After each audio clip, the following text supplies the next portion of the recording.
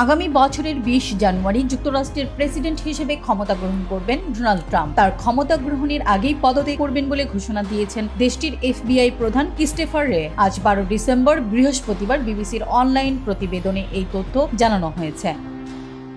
বুধবার FBI এর অভ্যন্তরীণ এক বৈঠকে রে ঘোষণা দেন যে তিনি পদত্যাগ করার সিদ্ধান্ত নিয়েছেন। এদিকে নবনির্বাচিত প্রেসিডেন্ট ট্রাম্প এরই মধ্যে FBI এর পরবর্তী প্রধান হিসেবে ক্যাশ প্যাটেলের নাম ঘোষণা করেছেন।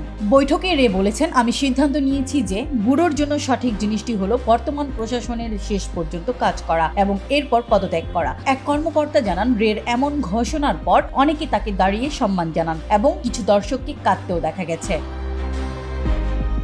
2017 সালে রেকে 10 বছরের জন্য FBI প্রধান হিসেবে বেছে নেন ট্রাম্পই। তবে পরবর্তী সময়ে ট্রাম্পের চক্ষুশূল হয়ে ওঠেন রে। সম্প্রতি ট্রাম্প বলেছেন, রের পদত্যাগ আমেরিকার জন্য একটি চমৎকার দিন হবে। এদিকে গত বুধবার ক্যাশ প্যাটেল বলেছেন তিনি একটি মসৃণ ক্ষমতা হস্তান্তরের জন্য অপেক্ষা করছেন। তিনি বলেন, সিনেটররা চমৎকার এবং আমি তাদের পরামর্শ এবং সম্মতি প্রক্রিয়ার মাধ্যমে তাদের আস্থা এবং FBI এর আইন শৃঙ্খলা ও সততা পুনরুদ্ধারের জন্য উন্মুখ হয়ে আছে। বিবিসির প্রতিবেদনে বলা হয়েছে, FBI এর কড়া সমালোচক হিসেবে পরিচিত ক্যাশ প্যাটেল এছাড়া যুক্তরাষ্ট্রের ডিপ স্টেট নির্মূল করার কথা বলেছেন।